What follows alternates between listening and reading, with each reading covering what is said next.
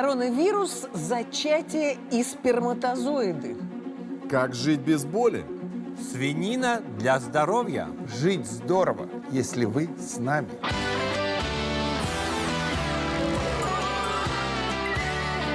Ковид, прививка и будут ли у вас дети? Этот вопрос, наверное, связан с самым большим количеством спекуляций и обсуждений. И масса людей говорят, что мне ставить прививку, а вдруг детей не будет. Абсолютно бесподобно это выглядит в устах 70-летней женщины. Но и такое бывает. Поэтому сегодня мы решили ответить на вопрос, как влияет сам коронавирус, если вы заболели, и как влияет прививка на основные составляющие зачатия. Основные составляющие – это у нас Мужская половая клетка или сперматозоид, который должен двигаться. женская половая клетка или яйцеклетка и факт их соития. Факт их слияния. Вот так. Вот так вот только тогда и произойдет то, что мы называем зачатием. Итак, первый вопрос. Как коронавирус влияет на сперматозоиды, на яйцеклетки? Огласите, пожалуйста, приговор. Да, мы должны сказать обязательно. Смотрите, значит, вы теперь понимаете, что факт зачатия осуществляется здоровыми и жизнеспособными половыми клетками мужчины и женщин. Половые клетки мужчины вырабатываются здесь, перед вами.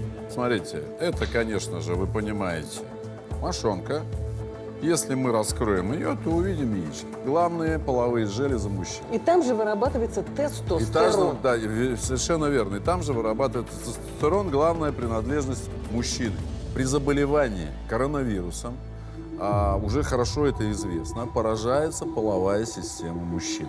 Коронавирус, как мы говорим, обладает тропностью. Рецепторы, к которым он прикрепляется, во множестве существуют и в самих яичках, в ткани яичка, где располагаются клетки, из которых потом формируются сперматозоиды. И вот это-то и обуславливает, что примерно 40% мужчин после перенесенного внимания, мы сейчас говорим о заболевании, а не о вакцинации, после перенесенного коронавируса имеют олигозооспермию, то есть количество сперматозоидов жизнеспособных у них резко уменьшено. Посмотрите, вот вам картина нормальной спермы, где в миллилитре содержатся миллионы подвижных, живых, активных сперматозоидов. 60 миллионов должно быть сперматозоидов в капле. А вот унылая картина, где, смотрите, в поле зрения один сперматозоид, да и тот уставший. еле движется. Если сперматозоидов нет, вот если он один в поле зрения, то глобально сам по себе этот сперматозоид не может внедриться в яйцеклетку. Потому что, чтобы вот так один сперматозоид внедрился, миллионы должны окружить яйцеклетку, и один прорывается. Если сперматозоид всего один, то самостоятельного зачатия у таких людей не произойдет. Только с помощью экстракорпорального оплодотворения можно попытаться этот один поймать, ввести в яйцеклетку и так далее. Это сложно. Показано, что коронавирус уничтожает клетки сперматогонии, из которых образуется сперматозоид, уничтожает клетки, из которых образуется тестостерон. В общем, сама болезнь, коронавирус, для мужчины плохо. Для молодого парня плохо. Плохо. И, Просто да. плохо. И надо сказать, что намного сквернее в этой части течет она у мужчин, чем у женщин. Да. Как на яйцеклетку На яйцеклетку. влияет болезнь? Если говорить о женщинах, то тоже есть данные, которые говорят о том, что количество яйцеклеток, которые есть в яичниках женщины, оно тоже может уменьшиться. Но в целом Но. влияние на женщину Да, меньше, чем существенно меньше. Ибо так называемый авариальный резерв у молодой женщины, он существенный. То есть любая женщина здоровая имеет запас яйцеклеток, и поэтому влияние коронавирусной инфекции есть, но оно не столь фатально, как у мужчин. как для мужчин. Да. Теперь едем дальше. Как влияет вакцина на сперматозоиды, на половые клетки мужчины, на яйцеклетки, половые клетки женщины? И самое главное, вот на этот момент зачатие. Что такое зачатие? В принципе, сперматозоид входит через шейку матки и выходит яйцеклетка, и начинается имплантация, и развивается постепенно маленький человечек. Что мы знаем про вакцину? первое, что вакцина не влияет на количество сперматозоидов. На яйцеклетки. То же самое. Это первое. Второе. Ученые взяли людей, которые были вакцинированы и которые не вакцинированы. И проверили, как влияет ЭКО и с частотой выношенной беременности. Что показало? Частота беременности у людей, которые вакцинированы и у которых не вакцинированы, та же самая. Не отличается частота успешного оплодотворения во время ЭКО. Соответственно, вывод. Вакцина не влияет на возможность забеременеть и в дальнейшем выносить беременность. Этот вывод сегодня сделан как научный вывод. У нас остался последний вопрос. Есть ли угрозы для самой беременности? Причем два типа угроз. Угрожает ли коронавирус, если ты беременна?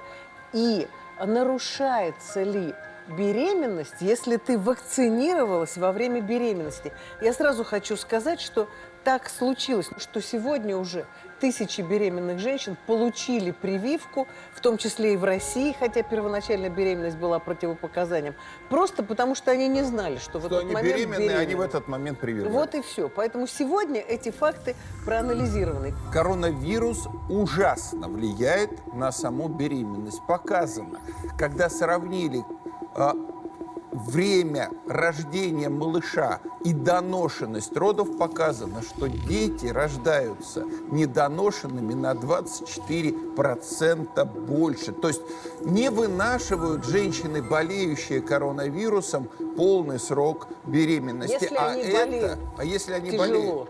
А это как раз действительно тяжелейшая история уже для ребенка, потому что это фактор риска для многих ситуаций. Я обязан сказать, это опыты нашей больницы. Беременные женщины во время коронавирусной инфекции умирают от коронавирусной инфекции. То есть не нужно отрицать это.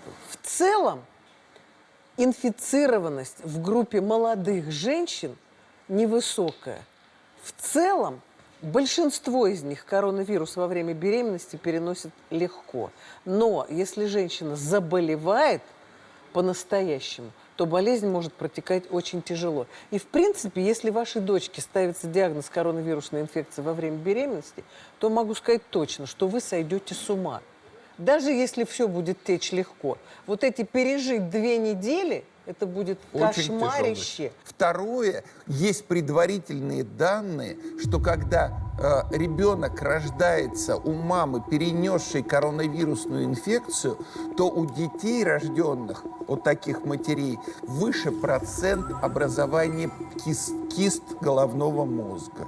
И это тоже серьезный аргумент, говорящий о том, что женщину надо защитить, беременную женщину надо защитить от коронавирусной инфекции. Она должна быть либо привита перед беременностью, либо привиться во время беременности, потому что показано, что тысячи и тысячи женщин, которые получили прививку во время беременности, не заболевают, и это помогает им выносить полностью беременность и родить здорового ребенка. В общем, если в целом подвести итог, то лучшее, что придумало человечество за последнее столетие, это вакцинация. Мне очень часто пишут: напишите, сколько вам заплатили. Вы знаете, нет таких денег, ради которых ты будешь лгать, имея семью и детей. Или это должны быть какие-то невероятные деньги, на которые можно особняк на Луне построить. Поэтому мы говорим вам это от чистого сердца. Мы все привиты. Моя невестка, жена моего старшего сына, привилась, когда кормила грудью. Причем первой в нашей семье пошла и привилась. После чего вся семья дунула прививаться. То есть мы к этому относимся серьезно и положительно. Нашу программу продолжает совет за 1 минуту.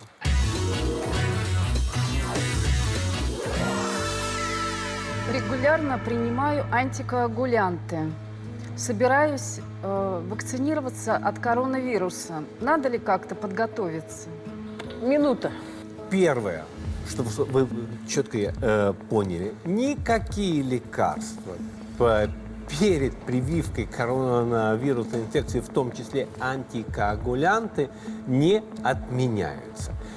Честно говоря, я не понимаю вообще, почему возникает вопрос, что когда мы вакцинируемся, мы как будто идем на войну. Это обычная прививка, которая не влияет почти на качество жизни, на стиль жизни. Иногда может быть легкая температура после прививки. Это не причина готовиться, отменять, возобновлять лекарства. Вы живете нормальной жизнью и прививаетесь. И все. И в добавление то, что Елена Васильевна сказала по поводу прививки раньше, у нас в семье нет непривитых. У нас тоже. Да. Нет, это жизнь.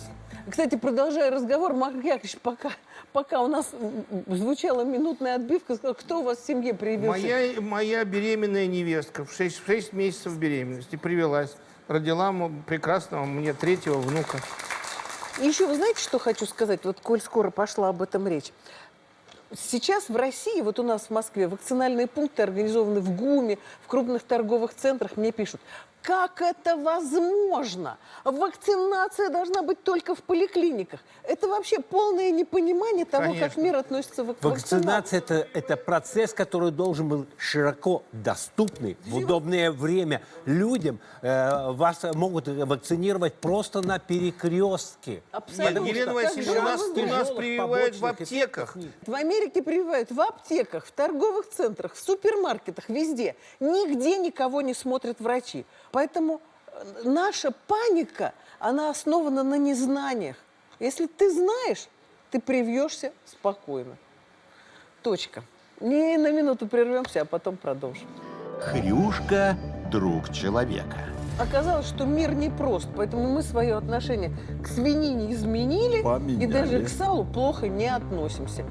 Как правильно выбрать и какая часть самая полезная? Место, свободное от боли. Ваша прическа, ваша помада для нас самая большая награда. Это говорит о том, что вы сегодня занялись собой, а не думаете о том, что у вас болит спина. Если с болью не по пути, приходите к нам. Мы знаем, как с ней справиться. Звуки тела. Самое неприятное, что бывает во время разговора, когда я хочу что-то сказать. И вдруг Да, и вот такое неприятное ощущение отрыжки. Каким звукам важно прислушаться, а после каких бить тревогу?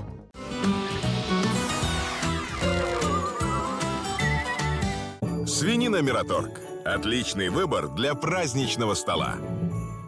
Ну что, вот пришла я за свининкой, хочу попросить продавца, можно мне 2 килограммчика свининочки, пожалуйста? Можно.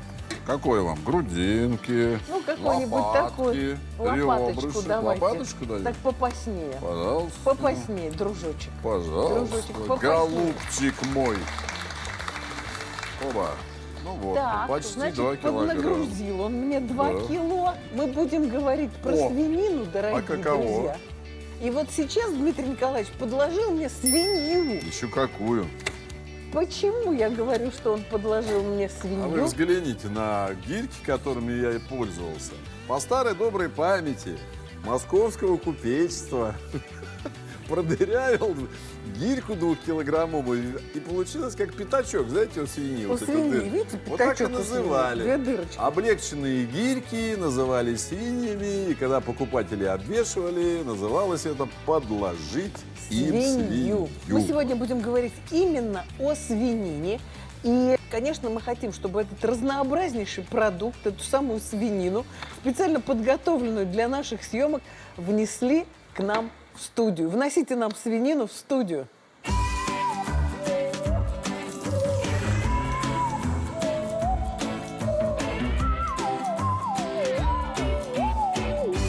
Дмитрий Николаевич, ну вот роскошная запеченная свининочка. Вообще у нас есть один человек, обожающий свинину. Это, конечно, еврей Герман Шаевич Гандельман. Очень любит.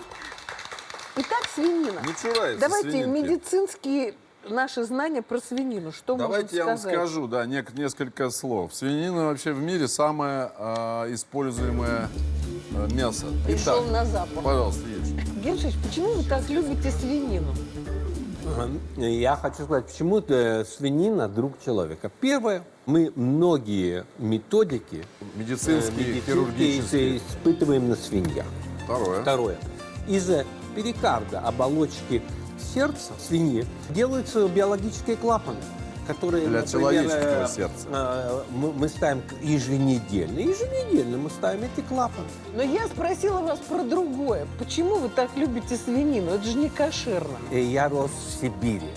И там я вырос на свинине. Поэтому я и люблю. Дмитрий Николаевич, ну с медицинской точки зрения, расскажите, что хорошего? Значит, если мы возьмем ту часть свиньи, которая называется лопаткой, и где содержится меньше всего жира, то белка там будет 55% в 100 граммах от суточной нормы. Зачем белок человеку? Значит, самое очевидное... Иммуноглобулины и антитела. Самое очевидное, я хотел начать с простого, посмотрите сюда. Мышцы.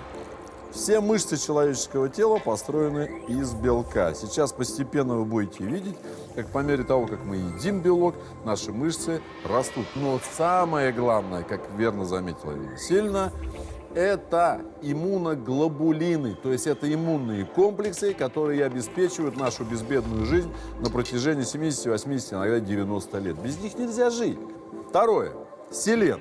Селен обеспечивает достаточно важнейшую функцию нашего организма. Он участвует в защите нас от возникновения раковых процессов. Селен, посмотрите, рак толстого кишечника, рак печени, рак легких. Селен борется с этим процессом. Понятно, что мы далеки от того, чтобы рассказывать вам, как селеном лечат рак. Нет, достаточное количество селена позволяет вам раком не заболеть. Я вот хочу сказать, что есть такая особенность, у свиньи есть разные части. И вот мы решили посмотреть шея, окорок, грудинка. Если по селену сравнить разные части свинины, Дмитрий Николаевич, Ну кто что? победит? Лопатка будет побеждать, разумеется, на втором месте будут ребра. Здесь в лопатке содержится в 100 граммах 70% суточной нормы. То есть выбирать лопатку. Лопатку. Чтобы было много селена, значит, была защита от рака. В красном мясе есть железо и витамин В12. Обязательно. Железо в гемовой форме. Почему это важно? Железо влияет на то, как функционируют наши эритроциты, насколько много в них гемоглобина, а это перенос кислорода из воздуха ко всем клеткам нашего организма. Я хочу еще напомнить, что многие годы все врачи мира придавали анафеме жир, Твердый сало, жир, да. твердый жир. Потом прошли огромные десятилетние исследования на миллионах людей, и оказалось, что употребление твердых жиров, то есть Животных свинины, жиров. животных конечно, жиров, животных да, жиров. снижает риск инсульта и инфаркта. Потому что снижает количество холестерина и липопротеидов низкой плотности в нашей В общем, крови. оказалось, что Да. мир непрост, поэтому мы свое отношение к свинине изменили, Поменяли. и даже к салу плохо не относимся. Вот такая ситуация. Как выбрать, как хранить и как правильно съесть? Как выбрать? Первый вопрос. Свинину сейчас продают вот в таких пакетах. Что нам в выборе учесть?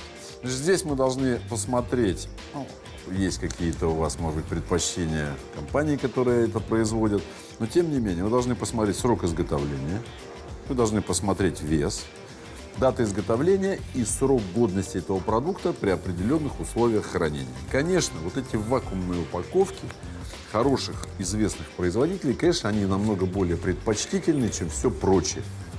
Мясо обработано, мясо в специальных условиях санитарными врачами И мы протестировано. вообще за фабричное производство Только. всего.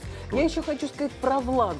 Очень важно, чтобы тут не было много жидкости, потому что если Это ее много, факт. значит, мясо размораживали. Если размораживали, значит, там начинали развиваться микробы, Значит, то есть да, это мясо может быть замораживали. инфицированным. Хочу показать вот такой значок под названием «Эко». Эко. Эко. Эко. Что он означает, Дмитрий Николаевич? Это важный знак. Вот это принципиальный знак, Да. вы должны его видеть. Это важный знак, и он как бы ставится сюда не по прихоти чьей-то, а это означает следующее, что цепочка от корма, Где он рос? где он рос, как он возделывался, применялись ли пестициды и минеральные удобрения, до того, как его съела свинья, выросла. Это нам показывают лабораторию и свинарник, где живут свиньи в идеальной чистоте Так вот и эта красоте. цепочка прослежена от и до. И это означает, что мы максимально защищены от вредного влияния, начиная с процесса роста кормов. Я держала в руке мясо Мираторг. Нас к этому мясу приучил Андрей Петрович Продеус. И вот этот значок «Эко» Эко. на мираторговском мясе есть. Это знак качества в животноводстве. Это значит действительно, что все проверено от того, где растет зерно, насколько там качественно все соблюдается, не добавляют ли в корм антибиотики и так далее, до последнего момента, когда мясо пакуется вот в такие пакеты и продается нам. Что еще важно сказать, что на свинине Мираторга есть значок 1. Это означает, что это самая производимая свинина в России и что самое большое количество людей выбирает именно эту свинину. И мы с этим согласны. Следующий вопрос. Как свинину правильно хранить? Свинина, подобным образом упакованная, хранится в холодильнике. Не в морозильнике, а в холодильнике. Она может храниться в таких условиях 3 недели. То есть охлажденный. Можно ли охлажденную заморозить? Конечно, можно. Заморозить мясо можно, тогда мы получаем гарантированное хранение до полугода. Если же вы его вскрыли, То надо приготовить. надо его приготовлять. Хранить его не более суток можно во вскрытом виде. В холодильнике. Как свинину правильно съесть? Алексей Ковба приготовил нам запеченную свинину. Леша, иди сюда.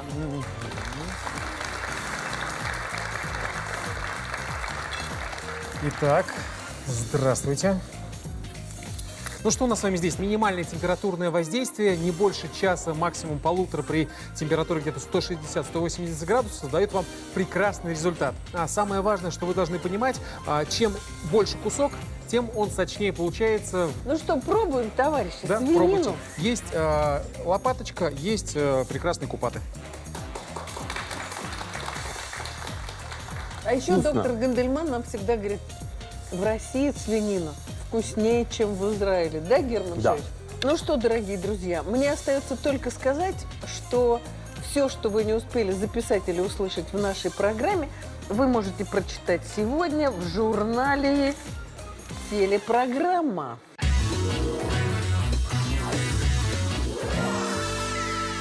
Мой ребенок только пошел в школу и учится писать. Я слышала, что правильно уметь писать 2 руками.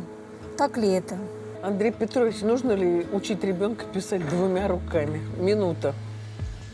Вопрос интересный, ответ простой.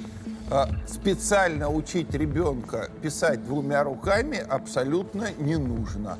Другое дело, что заниматься различными упражнениями для развития моторики, любой, мелкой особенно моторики, очень хорошо, потому что это дает возможность развиваться и высшей нервной деятельности, и обучению, образованию ребенка становится легче.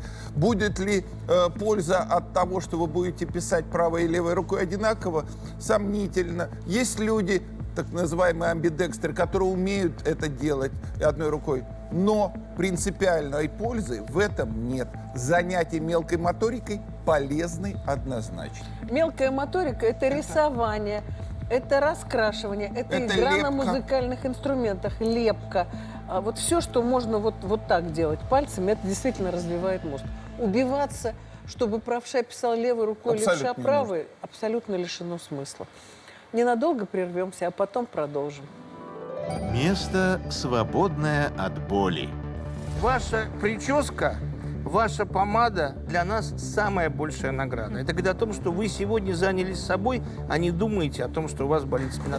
Если с болью не по пути, приходите к нам. Мы знаем, как с ней справиться. Звуки тела. И прекратил. И тут происходит остановка дыхания во сне. Каким звукам важно прислушаться, а после каких бить тревогу.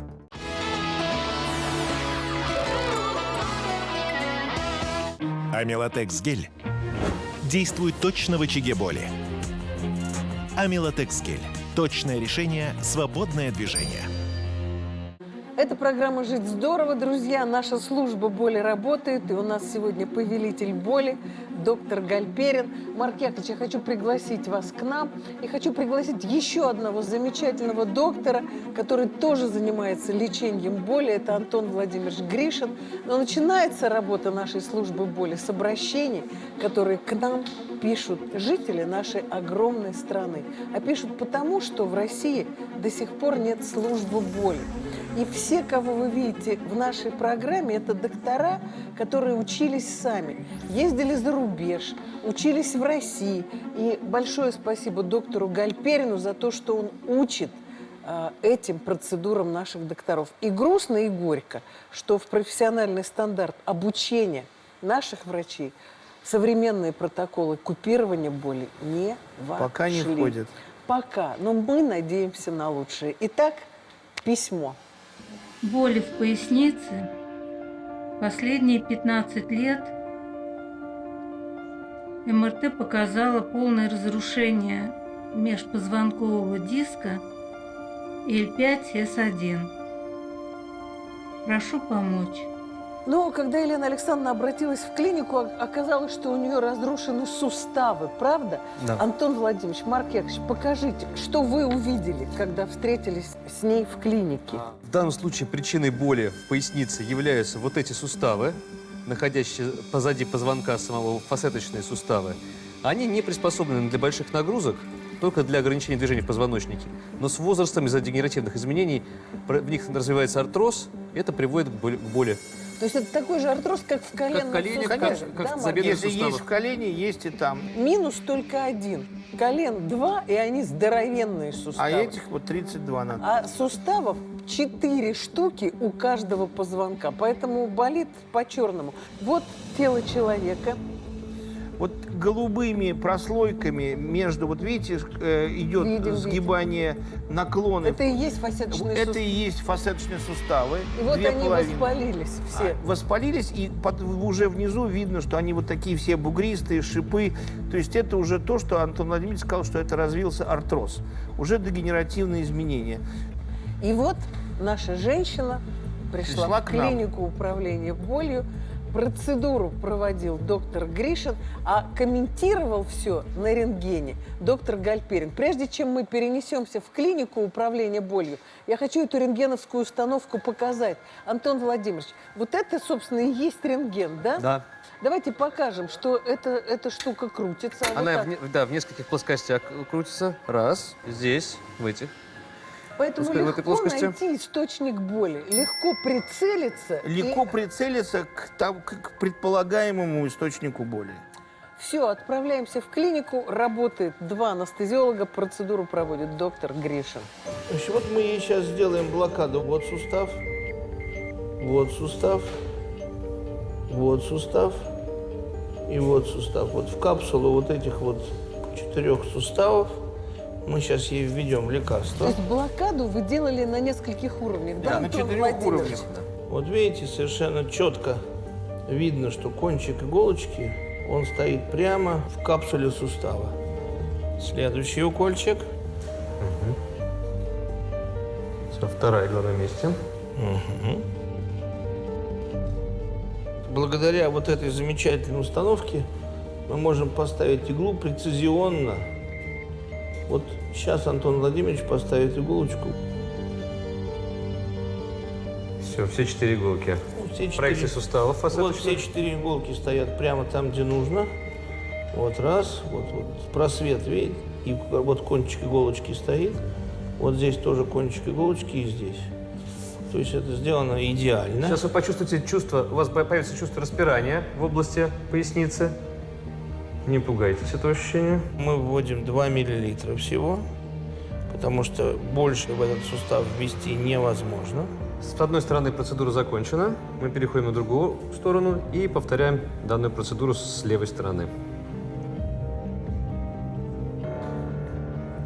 Вот опять видно. Вот иголочки все стоят. Вот сустав, вот сустав, вот сустав и вот сустав. Все 4 иглы на месте. Вводим препарат. Опять сейчас будет чувство распирания. И мы заканчиваем процедуру.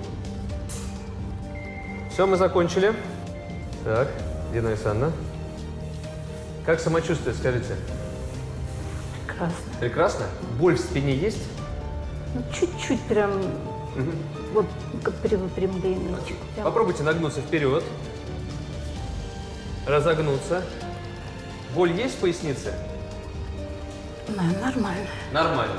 А на животе вам трудно было раньше лежать, боль беспокоила? Сейчас Вот как? сейчас спокойно лежала. Замечательно. Вот я ночью уже буду спать на животе иногда. Замечательно. Благодарю вас. Всего вам доброго. Спасибо.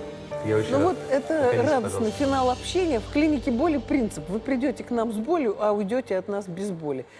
Елена Александровна сегодня пришла к нам. Елена Александровна, ну идите сюда. Обратите внимание, Как какая у меняется женщина. нее была прическа на видео и какая у нее прическа сегодня. Я ее сегодня утром не узнал. Вот она была, и вот она у нас. Что с болью? У меня были бессонные ночи из-за боли в пояснице. При поворотах на бок это просыпание постоянное. Сколько раз за ночь вы просыпались из-за боли, меняли положение тела? Даже сосчитать не могу, не менее 10 раз. Вот. И утром вставать было тяжело очень. После сидения на стуле очень тяжело было. Сейчас я встаю утром с песней, честное слово. Да? И в ближайшее время хочу подключить музыку ритмичную и двигаться. Танцевать? Да. Я хочу, чтобы вы легли и встали. Потому что для таких пациентов действительно легла, болит, поворачивается, болит. Встать вообще невозможно из-за боли. А теперь повернуться На бочок, на на левый, любой. Свободно. на правый. То есть, видите, никакой ни задержки, ничего, полный объем И движения. встать. Встаньте. Аккуратно. Вставайте. И наклонитесь, достаньте до пола. То есть мы в студии ничего не придумывали. А это я знаю, это лучшие пациенты. Я хочу подойти со всей нашей командой вот к этому огромному позвоночнику и хочу попросить еще раз Антона Владимировича, Марка Яковлевича показать нашей Елене Александровне, где жила ее боль. Здесь вот находятся суставы между позвонками, вот тут, вот в этом месте. И вот здесь жила боль. Вот мы сделали укол вот сюда, вот и вот сюда. Итак, вот, к сожалению, артроз этих суставов, это, ну вот так случилось, это проблемы возраста. Позвоночник не вынешь, не заменишь. Изношенный коленный сустав, тазобедренный мы можем заменить. К сожалению, на таких больших участках менять позвонки нереально. И, к еще большему сожалению, операции большого результата вот такого не дают, за исключением каких-то случаев. Поэтому есть протокол, как вести себя при боли. Итак, мы всегда рассказываем эти 7 шагов. Мы всегда говорим, что вы должны сделать МРТ, и должны быть средства, которыми вы пользуетесь дома. Это пластыри, мази, все что угодно, что снимает боль. Пока вы ждете приема у врача. Сегодня у нас амилотекс, гель, который является первой линией защиты, содержит мелоксикам и относится к группе селективных нестероидных противовоспалительных препаратов. Можно применять в течение 4 недель. Плюс для женщин какой? Амилотекс гель пахнет не противно, а лавандой. Да. Вам все равно, а нам приятно. Я просто вам дам, вы понюхайте, пожалуйста.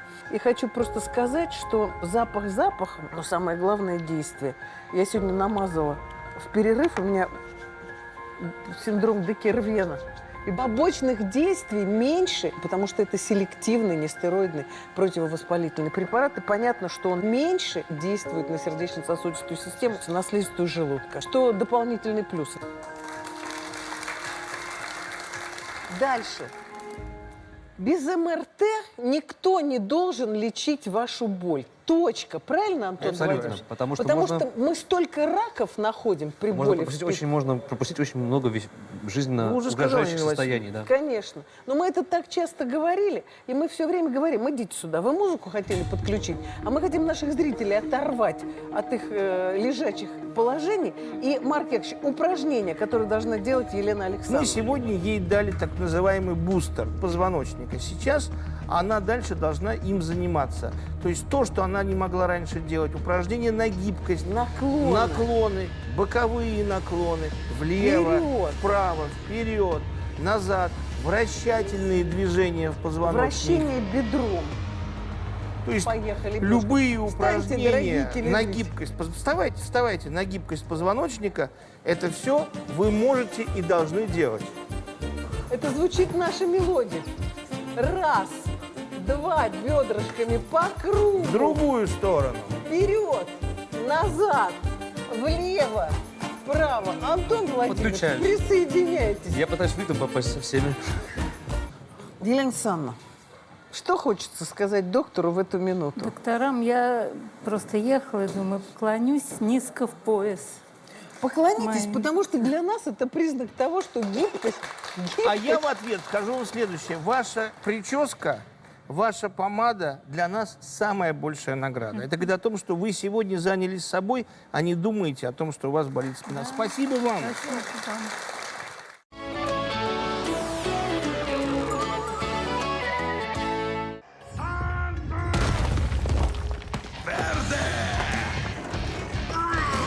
Тантум Верде делает боли в горле больно. Сегодня мы будем слушать звуки нашего тела и разбираться в том, о чем эти звуки говорят и что с этими звуками нам делать. Давайте послушаем первый звук. Отрыжка. Отрыжка, товарищи. Я хочу попросить выйти обладателя этого звука, отрыжки. Идите сюда. Отрыжка, правильно? Давно? Ну, где-то, наверное, уже с год. С год. Вы ничего не делаете, как говорится, есть отрыжка, ну и ладно. Нет, она меня очень беспокоит, потому что вот даже после маленького приема пищи у меня возникает такое ощущение, что как будто вот газы поднимаются наверх. И самое неприятное, что бывает во время разговора, когда я хочу что-то сказать. И вдруг? Да, и вот такое неприятное ощущение отрыжки. Конечно, это меня очень расстраивает. И я пробовала как бы заниматься дыхательными упражнениями, чтобы как-то вот, ну, сдерживать. Потом я пила, скажем так, ферменты, думая, что как бы может это с пищеварением.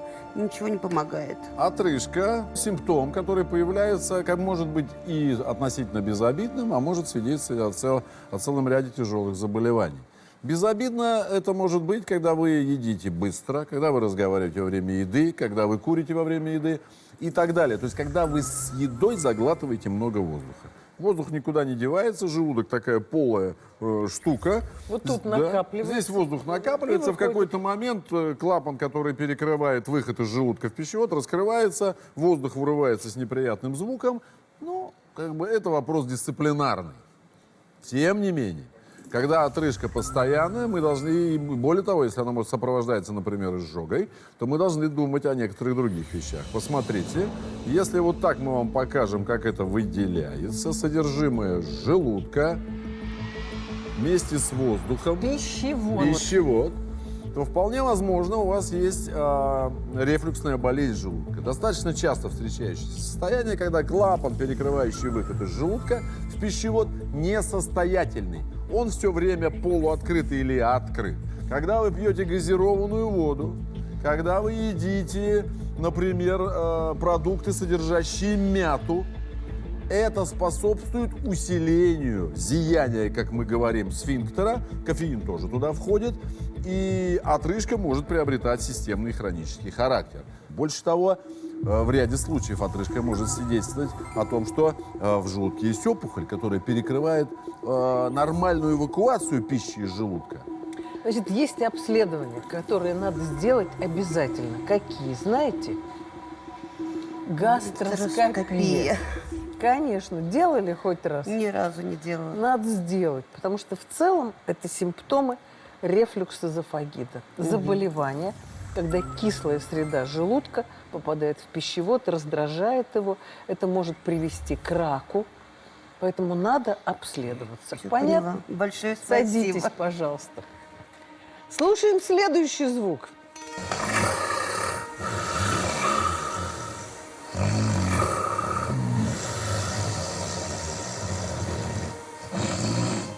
Храп. Мы его записали, скажем честно, не в эту минуту, это понятно, но обладатель этого храпа у нас в гостях. Выходите к нам, пожалуйста. Здравствуйте. Вот такой храпящий человек. Габитус. Абсолютно понятный. Да? Габитус – это внешность. Когда можно, закрыв глаза, сказать, что он храпит, у него гипертония, остановка дыхания во сне. Ну, Синдром Пиквика, все да. вы рассказали. Храп мешает вашей жене или вам, или как? Я храплю по ночам, и моя жена каждую ночь посреди ночи будит меня, чтобы я перестал храпеть. Я понимаю, что она мучается, но никак не могу побороть это. Ну вот для нас храп – это не неудобство в семейной жизни, а гораздо Обычно более жена будет не серьезно. для того, чтобы ты, а потому что как раз вот когда вы храпите, вот это делает и прекратил.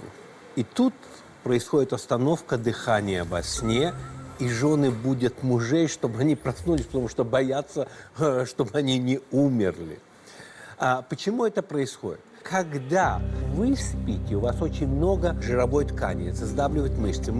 Они еще расслабляются. И что происходит? Храп, потому что колеблются вот эти ткани во время входа воздуха и выхода. Ну, ладно звуки. Самое страшное, что это приводит к остановке дыхания во сне. И это приводит к гипоксии, повышению артериального давления, повышению аппетита утром, полной слабости, авариям на дороге. Как обнаружить, есть оно у вас или нет? Вас отправляется на проверку сна. Это можно сделать в специальных лабораториях. Есть способы, что это проверяется и на дому специальными аппаратами, которые выдаются пациенту. Лечение этому есть. Где вам делается специальная мавка, которая называется, дает положительное давление на выдохе и раскрывает вот эти пути снова, чтобы они не закрывались. Я хочу нашего гостя отправить на УЗИ. Хоть кто-то вас раз в жизни обследует. Еще один звук давайте послушаем.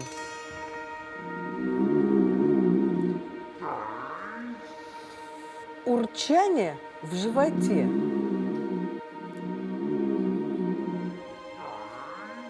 Еще один наш гость сейчас выйдет из последней кабинки. Идите к нам, пожалуйста. Мучает урчание в животе постоянно.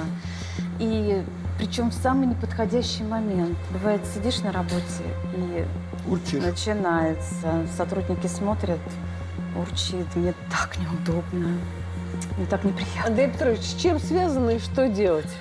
Урчание в животе, оно связано с тем, что наши бактерии вырабатывают газы, продукты переработки и жизнедеятельности наших микроорганизмов. Вот посмотрите, пожалуйста, газики там образуются, и они могут путешествовать по кишечнику, и когда они проходят сквозь вот эти изгибы тонкого и переходят в толстый кишечник, вот это и возникает. На самом деле молодые мамы слышат и видят это у малышей, как колики, а мы с вами это ощущаем как газики. Теперь, есть ситуации, когда это действительно является физиологичным. Например, мы покушали с вами бобовые, мы покушали с вами крестоцветные, то есть капусточку. Бобы и все виды капусты. Почему? Они перевариваются микробами в толстом Потому что там есть кишечнике. вещества, которые перевариваются В толстом нашими микробами. кишечнике. А микробы, они выделяют Газы. И у нас урчит, мы потом пукаем, если повезло. Если Точно это так толстый же, когда мы потребляем напитки типа пива, но есть ситуации, которые являются частью, будем называть болезнью. Например, при лактазной недостаточности, когда молочный сахар нами не перерабатывается, наши бактерии, наоборот, повышенно выделяют газы из-за того, что они получают и перерабатывают этот молочный сахар. У человека слабеет стул, у него возникает и понос, но лактазная недостаточность тоже приводит к газообразованию. В общем, грубо говоря, причин две. Первое. отсутствие ферментов, которые разрушают молочный сахар. Это первое. В этом случае сахар не разрушается в тонком кишечнике ферментами, лактоза не разрушается ферментами, а попадает в толстый кишечник. А там начинают доедать это микробы. В толстом кишечнике у нас микробное переваривание. Микробы, переваривая еду, поедая ее, выделяют газ. То есть первое – это лактазная недостаточность. Второе – это вы употребляете продукты. В принципе, это часто бывает, когда женщина начинает худеть. Она переходит на салаты, на бобы, на то все. Эта еда не переваривается ферментами. Это грубое волокно. Она попадает в толстый кишечник, снова микробы ее пытаются съесть, а микробы выделяют газы. Вот и все. Поэтому будет урчать. Страшного в этом ничего нет. Что с этим делать? Если лактазная недостаточность, что делать? В этом случае все-таки мы рекомендуем обязательно либо взять, принять лактазу, это специальный фермент, и вы, если кушаете молочные продукты, просто добавили себе этого фермента и помогли себе и своим микроорганизмам все переварить. Либо, как делает мой старший сын, практически отказался от молочных продуктов, потому можно что, к отказаться, сожалению... но можно же есть молочно-кислые продукты. Там все равно есть оно, то есть есть люди с неполной лактазной недостаточностью, они могут молочно-кислые в виде йогуртов, кефиров и даже сыры есть. Я люблю очень йогурт. Вот кефир. и это И может все, и помочь. ваше решение Понятно. простое. А это со временем пройдет.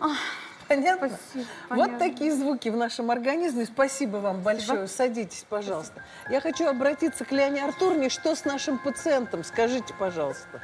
У нашего пациента в сосудах шеи есть стенозы справа и слева 20-25%. То есть у него идет атеросклероз, Атеросклероз есть, своим да. путем, да? То есть это человек, которому надо лечиться. Храп оказался не безразличным. Ну что, обследование в нашей студии продолжится, а нам пришло время сказать вам наше любимое предложение. Нам с вами было хорошо. Пусть и вам будет жить здорово.